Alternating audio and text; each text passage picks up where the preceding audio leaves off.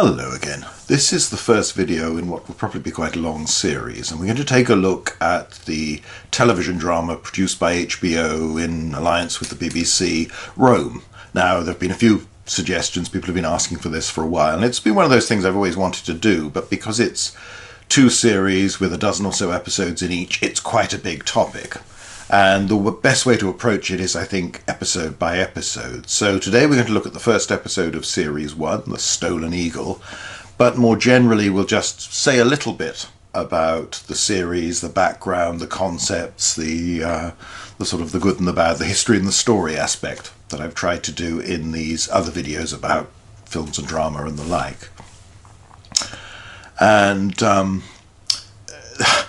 one thing I ought to say from the start is that when I first saw this, when it was shown by the BBC edited the first series substantially by, I think it was about 90 minutes or slightly more. It was more than one complete episode was removed. And that created an impression that it then took seeing the full version on DVD, which was the version I think was shown in the United States, and then the subsequent series, to change the impression, because the bits the BBC decided to cut were the politics, the machinations, the political manoeuvring, and they kept in all the sex and violence. And the justification given for this at the time by whichever spokesperson the BBC churned out was that, oh well, British people know all about that. They didn't need to be reminded about the relationship between Caesar and Pompey and the first triumvirate and all this sort of thing. They just know that. I suspect that it really just summed up the rather low expectations they had of the British audience. They thought that all we wanted was the blood and the nudity and the gruesome stuff. So my first impressions when I saw it were less favourable than they became. It's still a series where there's aspects where some bits of it you feel are really very well done indeed, and others less so. And that's something we'll talk about as we go along. Now, obviously, a lot of characters are introduced at the start, and we won't go through how all of them are portrayed at the moment. We'll do that as we go along, story by story, because different people figure more and more prominently at various stages in as the story goes along, and it'll be easier to talk about them at that stage, in the same way to talk about how the show depicts aspects of Roman society, Roman institutions, that sort of thing. I don't want to do all that in one go. The aim is to keep these moderately length, so half an hour or so ideally. We'll see. You can check that when you get to the end of the video, or even just look and see how long it is, whether I manage that. But that's the aim, at the very least, to make the video shorter than the episode it's describing. I suppose the only real comparison to this sort of series, at least the only one that I know reasonably well, would be with the BBC's I, Claudius from the 1970s. That was the last time someone had done a drama on this sort of scale with, as a sort of prestigious production, looking at Roman history. Now, there are big differences between the two, and they're partly a reflection of the different sorts of budgets they had. The BBC one is very, I, Claudius, very set-based, indoors. They don't have any of the spectacle. That's always off-screen. That's always hinted at. But it's also a different era. In the 1970s, you still had the sort of BBC repertory company. You had much more sort of received pronunciation, RP actors and actresses performing the lines who'd come through the theatre, very much so, and also a much more literate tendency in scripts and the way things were presented. So it's a different style. Things have changed by the time HBO were doing Rome, even though, again, it's got an overwhelmingly British cast, supported to some extent by, particularly for the extras and things, Italians, but predominantly they obviously went with the idea that they felt that British performers would give the dignity and the ruthlessness that they wanted to the Romans. Both have elements where obviously there was quite a lot of sex and violence in I, Claudius, graphic by the standards of the 70s, and there's even more of that in HBO Rome. So they're very different. One day we will do I, Claudius and look at that, because that's an interesting presentation of the Julio-Claudians. Now, with Rome, things are different because the focus is on the last couple of decades of the Roman Republic. Now, I've read that the original plan was for 3 series, and the sort of thread through the story was the rise of Octavian to become Caesar Augustus. And they rather rushed and did that, so they rushed to that conclusion by the end of the second series. The second series is a bit different in its mood to the first, and I think the focus has changed, and for my personal preference, not always for the better. But nevertheless, it has its moments as well. One of the striking things that is perhaps a little odd is that this is clearly a series, although it's got a big budget, and that shows in the sets, particularly the Forum and the Suburra sets in Rome, that are one of the strong points, one of the marvellous features of the series. But also, it doesn't have the budget for lots of location stuff, lots of big battles. The military activity is pretty limited. We get a few scenes. There's about one sort of largest prominent battle scene in each series. They do, I think it's one of the Philippines, don't they, in the second series, and you have a little bit of Alesia in this first episode that we'll talk about in due course.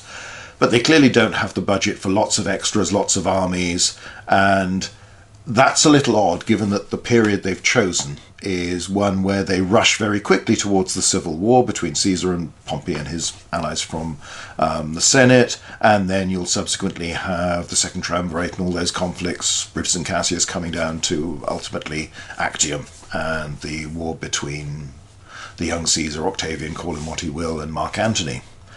They can't really do that. That has to be occurring off stage and reported most of the time. There's lots of fights, there's lots of blood and guts, there's lots of stabbing and hacking, and the same way there's lots of sex. When I do vidcaps for this and subsequent videos, I've got to be quite careful because there's lots of stuff you can't really show in, well, I don't know whether you could describe this as a sort of a family channel, but nevertheless you have to be quite careful. You don't want to be too graphic on YouTube.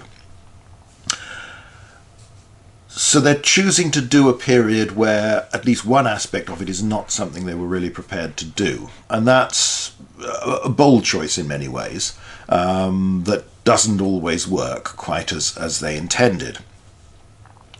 Anyway, let's talk about the first episode.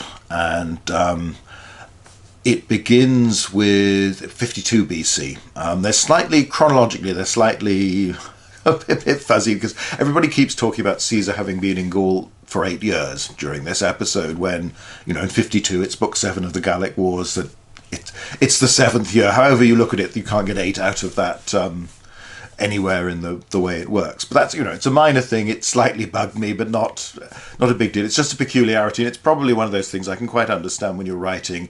You work something out in your head one day and it just sticks, and unless you're very, very careful and go back and check later on, it can be there because it's a number that sounds plausible enough.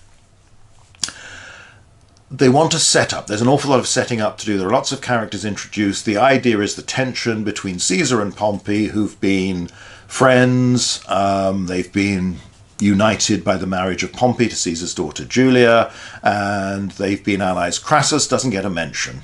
He does a little bit later on when at least Pompey meets Cornelia, and you have she's the widow of Publius Crassus, who died at Carrhae, but you don't get the father mentioned. So they've obviously decided from the start they don't have space to do Pompey, Crassus, and Caesar, the first triumvirate, and that the balance that created, in that when there were 3, it was very difficult for one to steam off on his own because he was afraid the other 2 would gang up on him. So the balance that created, when he went to 2, Pompey and Caesar, it was always a little bit more precarious. They emphasize that Pompey used to be the great hero, the great military leader who's won so many wars for Rome and loved the popularity of the wider population, is feeling that Caesar is starting to take that from him. That's part of the theme. They rush into a lot of things to set this up. So, for instance, you have early on in the episode, Caesar gets news of the death in childbirth of his daughter Julia, Pompey's wife, and the stillborn child. They opt for a girl. The sources actually say boy, and some say boy, some say girl, so we don't really know. But since the child didn't live very long, the political significance is that there was no ongoing connection. There wasn't an infant that would remind Pompey of his family alliance with Caesar. Every impression is from the sources that even though this was clearly a political marriage, as were most within the Roman system, that Julia and Pompey got on very well. You see her just briefly in the death scene, even though Pompey was older than Julia's own father by about 5-6 years. Julia seems to have had the capacity to flatter the charm that her father possessed, and perhaps genuinely Pompey had this magnetism, he had this charisma. He seems to be one of those people who liked to be loved and responded to that. So it had worked quite well. This, of course, happened in reality. Julia dies in 54 BC at the time, Caesar's on his second expedition to Britain, so it's actually happened a couple of years before the story begins, and there's a lot of rushing things in and changing the chronology to make things happen in a way that the audience can follow. So it's understandable, but it does rather make a little bit of a meal of the history. It does rather distort things because this has already happened, and you have this news arriving just after Caesar's won his victory at Alesia. So actually, let's talk about that first, because we've got our battle scene for the series. Basically, we see just a small crew. They're talking about, one of the documentaries says they had something like 60-65 extras they togged up and drilled as Roman troops. Equipment is pretty good. What's nice is that they don't go with lorica segmentata. The Roman soldiers in this series have mail armour. Helmet is based on an example, but probably not actually the type that was typical at the time. You'd expect more Montefortino, Culas types helmets. Many of the legionaries, they don't all have the same shaped shield. Most of them have rectangular, semi-cylindrical scooter, and that's probably a little early for this in the 50s BC, although we don't really know. There's no peeler in this scene. They've assumed already to have thrown them. The emphasis is on two of our main characters, Pullo and Vorenus, whom we'll talk about at greater length as the series go on, because again, the way the two actors come across, the chemistry they have with each other, this works very, very well. They are our good roguish heroes, with Pullo in particular being the sort of the scoundrel that you like. He's got charm, he's likeable, even when he does some fairly terrible things, you quite like him for it. So, and Vorenus is the more staid, the more reserved, the senior centurion. The battle scene is done. It's in a sort of little gully. Some Gauls appear over the lip of the rise, coming from some trees, and attack this formation of it looks like a century or so of Roman legionaries. It's supposed to be Alesia, but we get no hint of the siege works or things like that. Again, understandably, major cost in terms of sets and production, and it's simply they don't have the resources to do this, and it's not important enough for the story for them to spend a lot on it. All that matters is that Caesar wins his big victory and is largely bringing the war in Gaul to conclusion.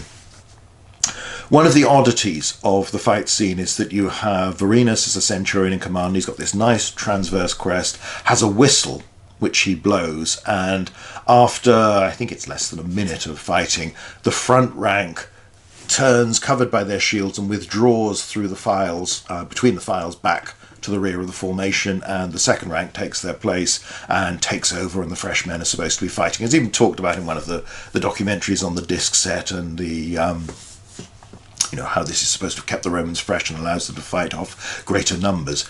In the scene, the Gauls are typical Haries. They are bearded, which is not something we're told repeatedly, that people have moustaches, but they don't have beards in this part of the world, in Gaul and in Britain.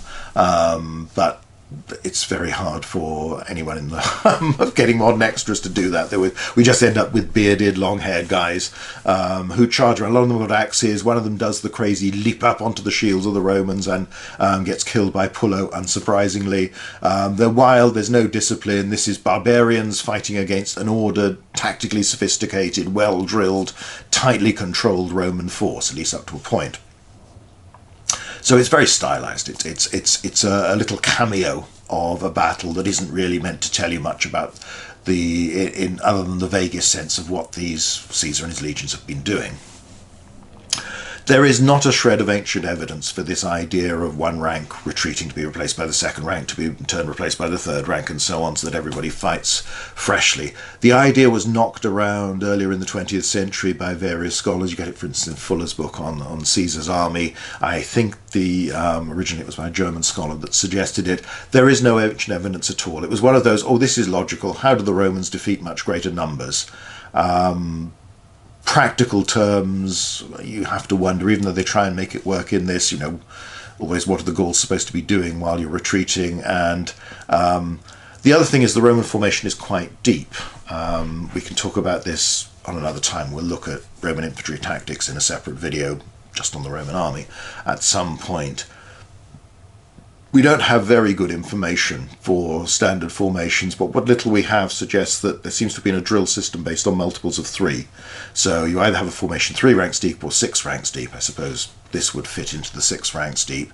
Bear in mind, when you're throwing Pila, you want a shallower formation because you've got to clear the heads of the men in front of you. But it's always a compromise between getting more men in the fighting line and actually at the cutting edge, and having enough there, to manoeuvre the formation so it's not too wide and unwieldy, but also to give moral support to the others. But there is always this problem. It's like the theories you get about Greek hoplite battles being big rugby scrums, being shoving matches.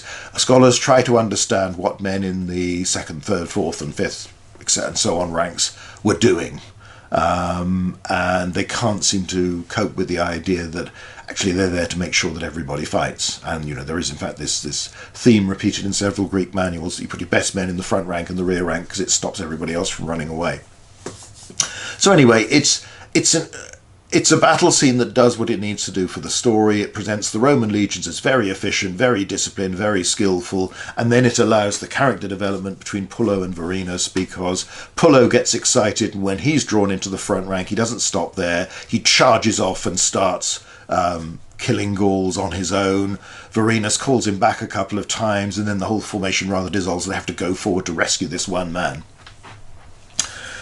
And it sets up the fact that, Pullo is the rule breaker, the sort of, as I say, the lovable rogue, the scoundrel, tends to get a bit drunk, tends to get a bit wild, but is very good at killing people. And they play it very, very well. Pullo and Vorenus are drawn from Caesar's Gallic Wars, from Book 6, where they appear in the siege of a winter camp, where they are 2 men competing for the post of senior centurion, Primus Pilus, which at this stage are only held for 1 year. And they jump over the rampart of this besieged garrison, and they have a sort of Gaul killing competition where they charge off to show who's the bravest. So there isn't the whole one is a man in the ranks, one is a centurion that you get in the story. That's entirely invented. They appear in just this one section of Caesar's commentary, and one of them does very well till he gets a spear goes through his shield and pins his belt so he can't draw his sword, and the other one goes and rescues him, kills a few more Gauls, and they all go back. And they inspire the untrained soldiers of their legion, which is the whole point of the story. It's one of those stories, though a more detailed one than usual, Caesar tells of the bravery of his centurions. So the characters as presented in the story, that's the only evidence for their existence. They're fun, they're good characters, but it's not really based on anything. This is essentially, while the names are real, they are essentially fictional characters. So Pullo and Vorenus, they're introduced. Pullo will be placed under arrest, he's flogged, he's waiting for execution as the story develops. You then get Vercingetorix being brought before Julius Caesar. Now Caesar just talks about, and he comes out and surrenders from Alesia. Plutarch and others add the detail of him riding up, dismounting, laying his arms down in front of the podium on which Caesar is sitting in a proper fashion for a Roman magistrate, commander in the field, and, just bows his head and surrenders. They take it a bit further, I think perhaps rather gratuitously. He's stripped naked, he's made to kiss a Roman eagle.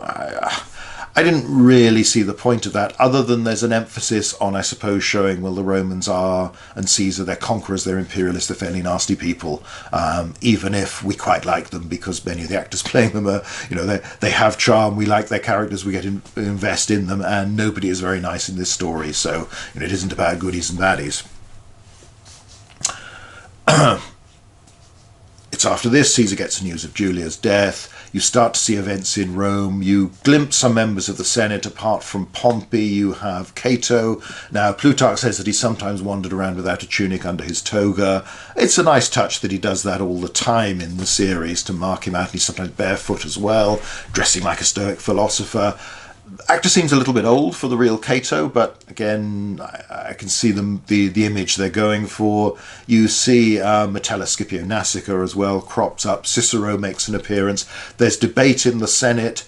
Slight problem with that we'll come to in a moment. It's a nice enough looking set that is sort of what we expect of the Roman Senate, but you have to remember the Senate mostly meets in temples.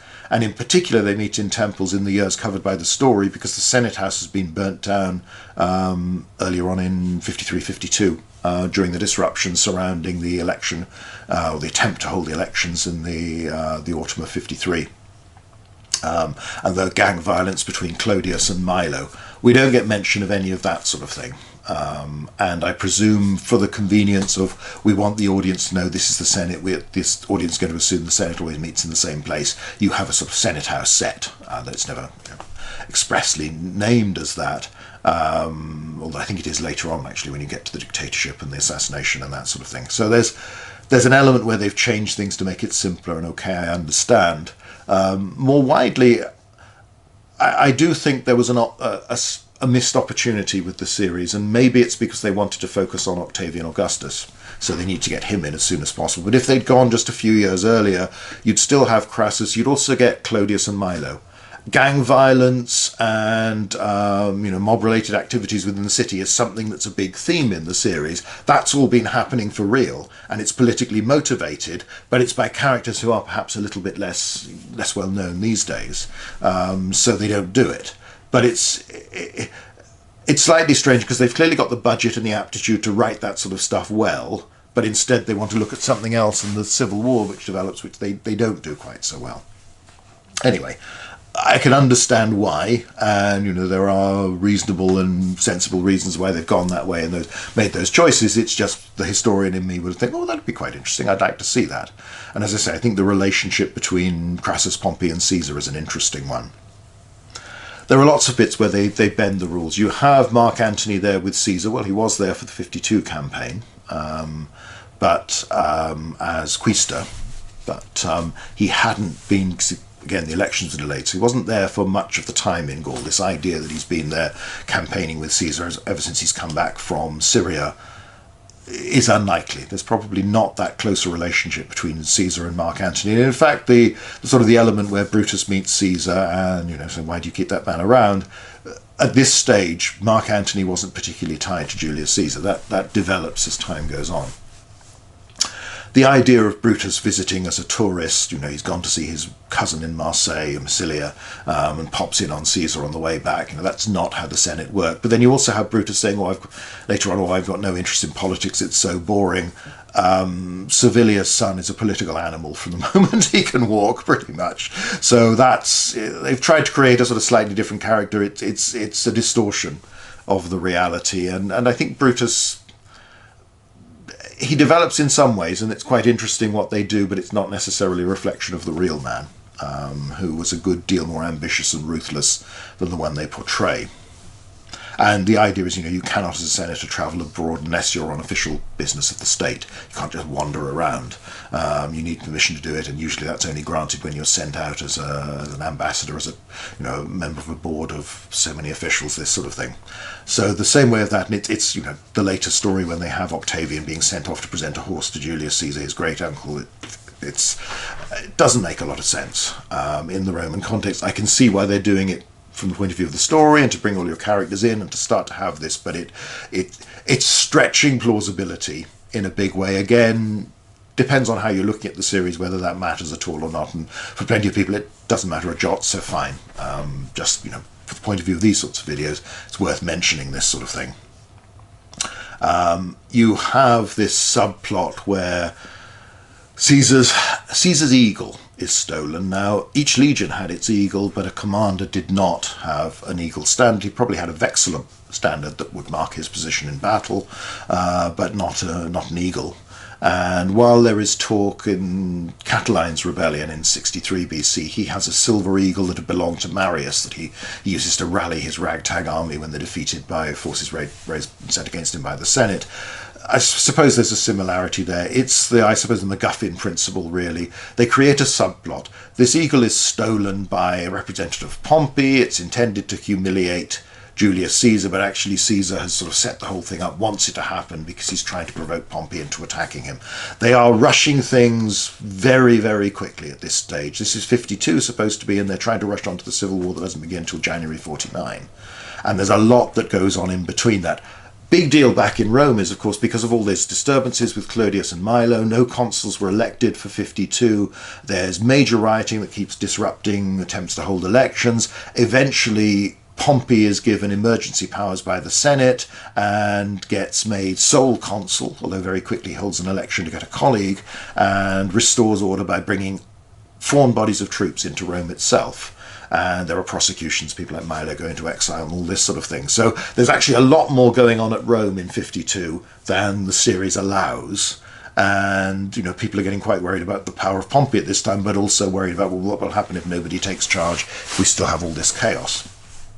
So it's interesting that, again, I can understand this is too complicated for them to include, but there's a lot that's going on that the series doesn't really deal with.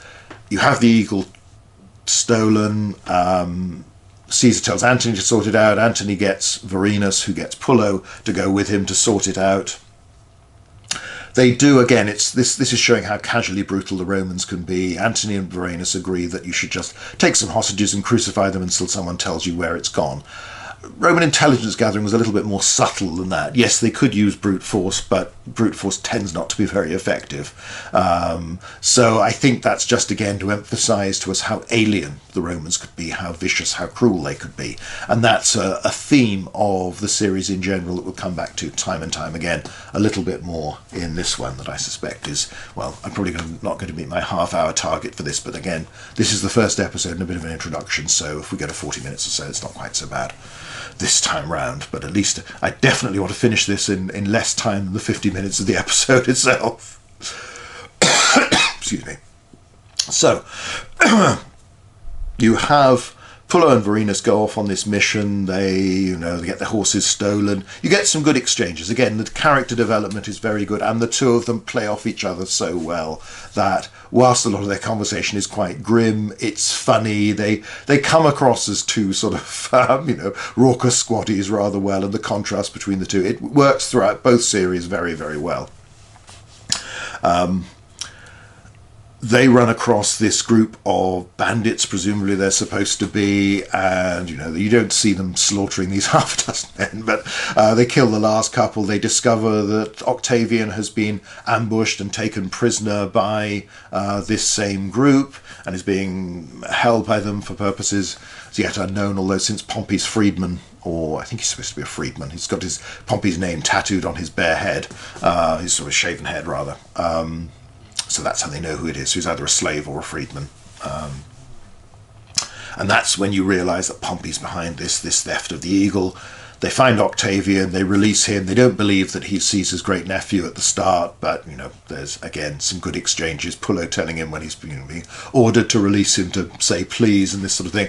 This, again, will be an important thing, particularly the relationship between Octavian and Pullo is something they develop through the series and works very well. Again, you have again this glimpse that you've had a few times already of Octavian, the politically savvy, even though he's just a teenager. He's made a little bit older than he really was in 52 at this point, and the whole thing is concocted and not very plausible. But it's introducing what's going to be the character who will take us all the way through both series at this early stage, and showing how he realizes, Caesar wouldn't care about the eagle, but he thinks Pompey will believe it's important, and he's trying to trick Pompey into attacking him. Again, we're jumping forward to a civil war that's a couple of years away. They are rushing everything through.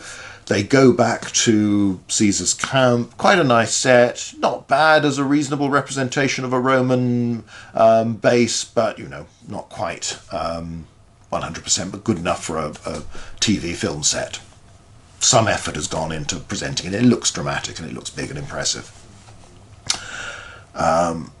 So that's All very well. Now, what's the other thread to all of this is what's happening in Rome, and that'll be the shift between the two, where you've had, again, other characters introduced. You've got Brutus's mother, Servilia, Caesar's longtime lover, or one of his many lovers, but one who seems to have mattered to him far more than his many other romantic conquests. And that relationship's going to be an important one, and we'll talk about that more as things go on. You've also introduced the mother of Octavian and his older sister Octavia, Attia. These basically is presented as the sort of the mother from hell in the series, and we'll run through. She'll live on far longer than the real one to be there at the end when Octavian is becoming Caesar Augustus and is the supreme ruler of Rome. Almost nothing is known about the real person. She's praised, along with Cornelia, the mother of the Gracchi, and Aurelia, the mother of Julius Caesar, for raising good Romans very well. And that's about it. There's a family connection with the Julii, and that's promoted in this because Octavian's father, Octavius, was not of a particularly distinguished line. It's pushed probably a little bit further than is warranted, but again, for the purposes of the story and to set up, there are a couple of elements that are obviously big in as far as the way the series works and the way it's told. One thing is the gang violence, mob activity that develops more and more and becomes a bigger theme, especially in the second series. They seem to take on to that. Whether it's this Italians equal mafia or something, whether they just like the idea, I don't know, or they see the drama within it. You also have the conflict between these very ambitious, ruthless women, Attia and Servilia, as rivals, and then others will appear at various stages. So we're already introduced, we see Attia having sex with one of her slaves to reward him for buying the horse she's going to give to Julius Caesar. We see her naked in the bath, Octavian sort of being nervous about coming round and being told to come on in, all this sort of thing. There's this theme of nudity, of sex, is pushed right from the start. You also see the bull sacrifice where Attia has a bull killed above her and the blood flows down onto her and then she bathes again afterwards. There's a lot of nudity, there's a lot of bathing, there's a lot of sex in all of this, and that's all very well in its way, but it's they are trying to present the Romans, so you get the Romans presented as very savage, very cruel in what we're seeing in Gaul, crucifying people just because you want to get information from them, this sort of thing. And then as soon as they give you the information, oh yeah, take them down now, that's the thing. And the soldiers look a bit bored and fed up that having all the work to put them up there, now he's got to take them down again, rather than caring at all about the people he's just done this, inflicted this torture on.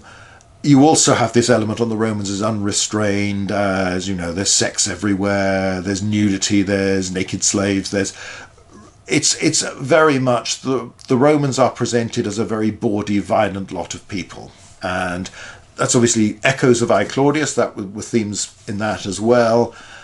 I think for the late Republic, you're actually pushing things. You're moving on to the sort of imperial decadence already. And some of it, well, quite a lot of it's exaggerated. And things like it's emphasizing along the way as well the weirdness of the Romans. They are not like us. We can follow this story, but this is a different world. It's an alien world. It's a savage world. It's, they're unrestrained in their passions, in their emotions, in their violence, in their sex, in everything. The bull sacrifice, an unlikely thing for an aristocratic woman to be involved in at this stage. There was such a ritual, and just for this reason. So there's a lot that happens that is pushing one particular viewpoint of the Romans that isn't really that accurate for this period and for most of them. You're into the time of Catullus, and you've got his lover who discards him, Lesbia. You've got who's probably the sister of Clodius, the radical tribune who's murdered in rioting, and he's also attacked by Cicero and some of his associates and presented as this sort of wanton, overeducated, over-randy aristocratic female who is having all sorts of affairs all the time. There is that, but there is also still this sense that even when you have the serial womanizers like Julius Caesar, that at least in public, the Roman aristocracy presents this almost Victorian, rather prudish attitude towards these things. You don't get that within the series. They've definitely chucked that out the window, and they are much more this is all done quite openly, and oh yeah, fine, you're just having sex, and that's fine, and you have your slaves around, and you take a cup of wine while you're doing it, and somebody's fanning you while you're going through it.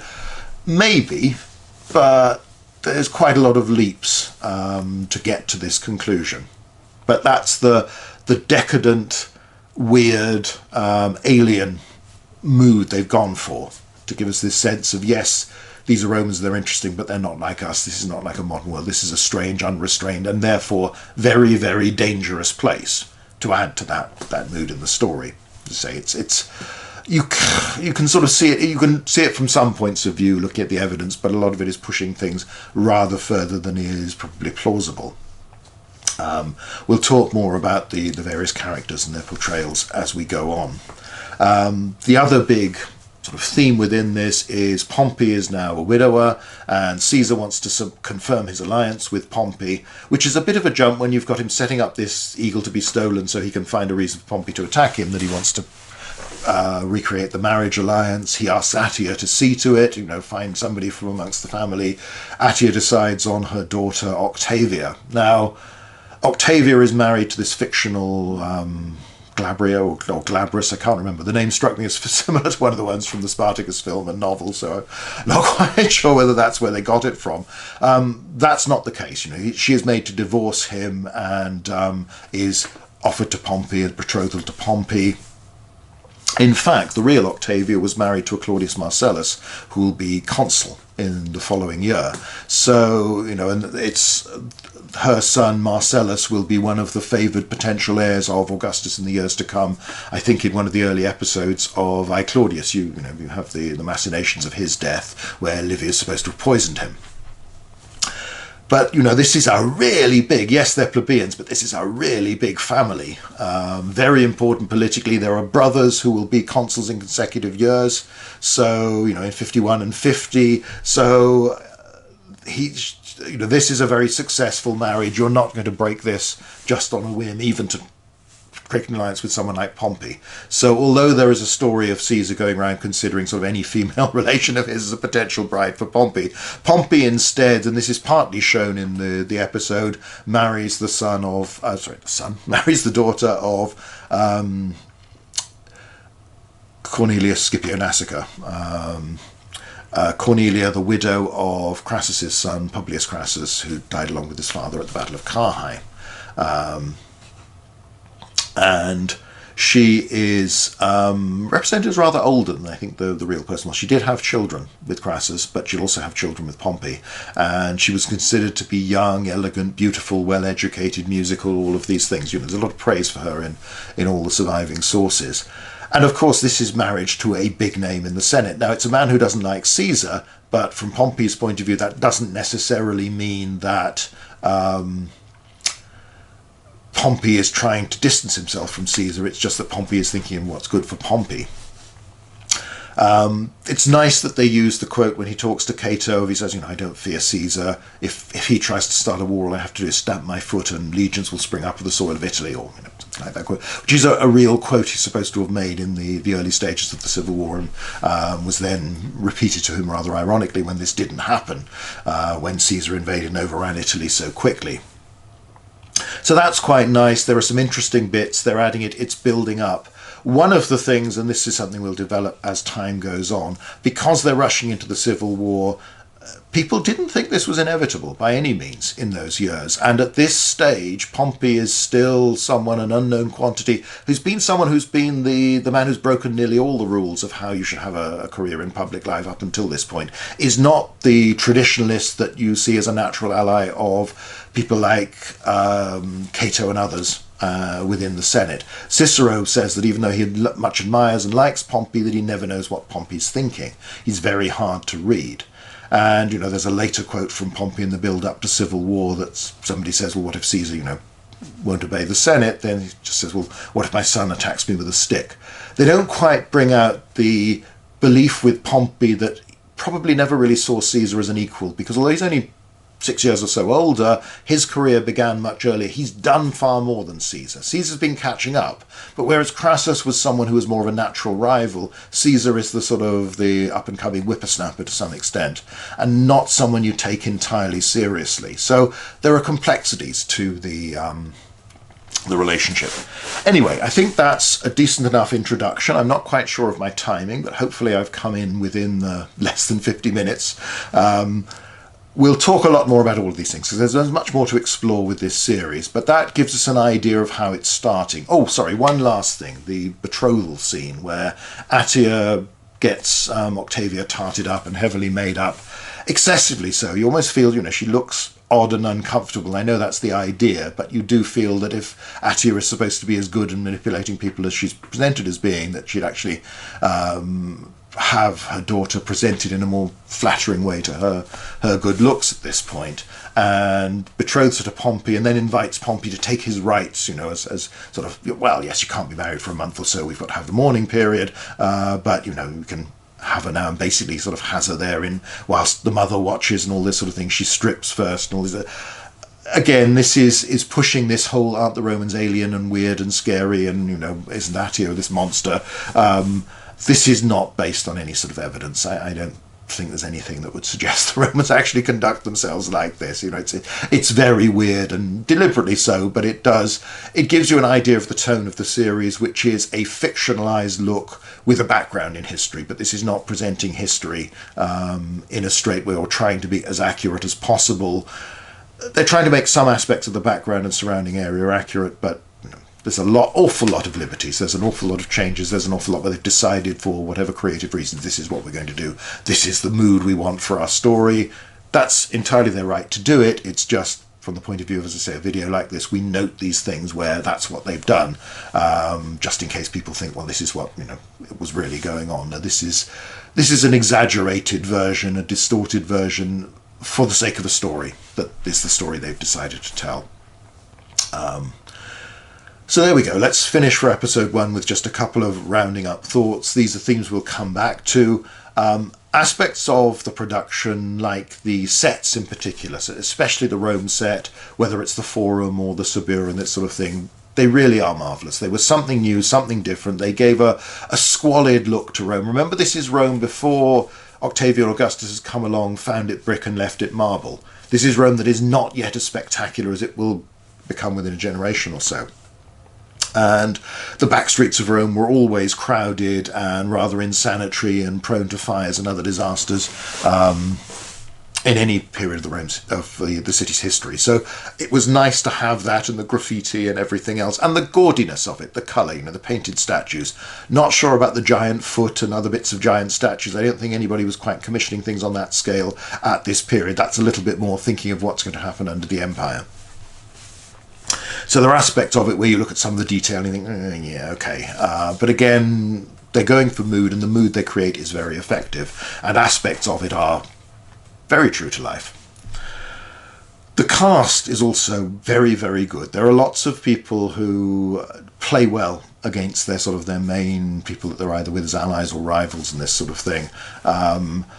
I was lucky enough, I took part in a BBC programme called Super Sizes about food in various periods of history, and I took part in one of the one they did on Roman dining, and met Kenneth Cranham, who plays Pompey, because he was also out there. We were hanging around for a couple of hours while waiting for the taxi to take us to where we were going to be filmed basically doing the Feast of Trimalchio from Petronius. They're not quite as graphically as that and as over the top as that.